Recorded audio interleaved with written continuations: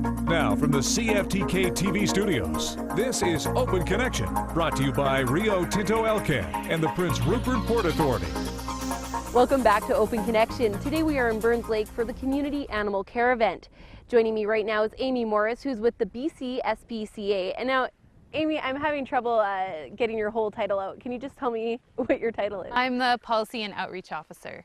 And you're also volunteering for the event in Burns Lake. Can you explain to me why it's so important that you volunteer come from all the way from Vancouver to volunteer in Burns Lake? Well, there's a huge cat overpopulation problem in Burns Lake, and I'm interested in seeing that those cats all get spayed and neutered, and it's an ongoing thing. It's not just for the event today, but for the whole year we're working on a much bigger project, and there's $40,000 basically in place to help get the cats spayed and neutered in the area.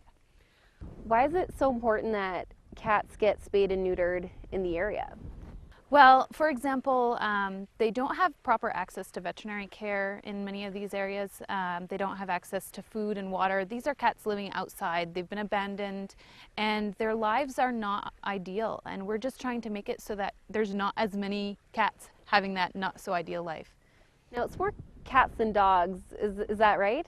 Well, it depends where you are. On reserves, there are still some dog issues where there's roaming dogs, but in the rest of BC they tend to be kept inside, but cats don't always have that luxury.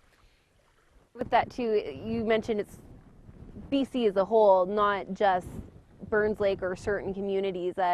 What's the reason why BC has such an over cat population? Well, the climate is warmer than some of the other places, some of the other provinces, and so cats will not freeze and they'll actually make it through the winter, but it doesn't mean that they're not suffering through that winter, and so they're quite prolific, and especially on the island it's just full of cats. So how do you get these cats to spay and neuter them and stop the problem? So you can trap them using some food and a humane live trap, and then you can bring them into a vet clinic, sterilize them the same way as you would a pet, and then you can release them, and they actually thrive in that environment. It's not ideal for them, but it's better than the alternative. Why do you release them back into the environment?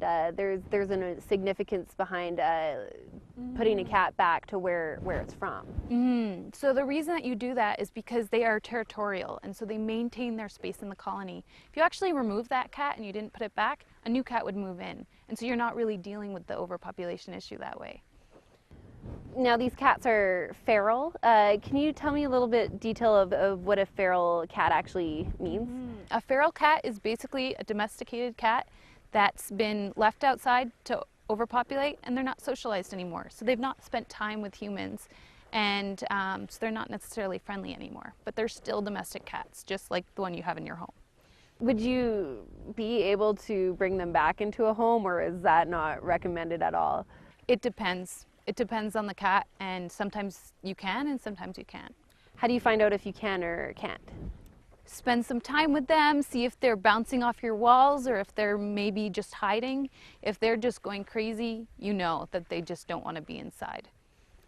What role does the BC SPCA play in all of this? So the BC SPCA fixes all of the animals that it adopts out. They're all spayed and neutered. And then additionally, they have 3 clinics stationed around the province that are doing spay and neuter surgeries. And then finally, they give grants, just like the one that I'm talking about, to help all different people and rescue groups get cats spayed in their towns across the province.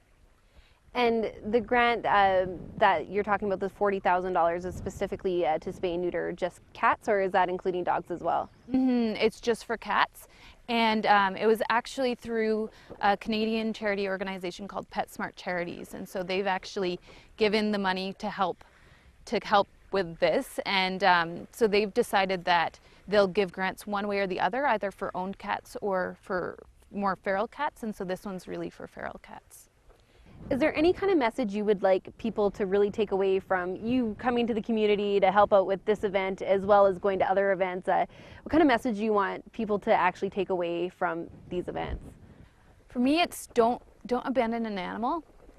It's actually it's an offense under the law to do that, but people still do it all the time, and it creates massive problems. So if you've got an animal, find it a new home, a proper home, and don't just release it to the wild, because they're not wild cats.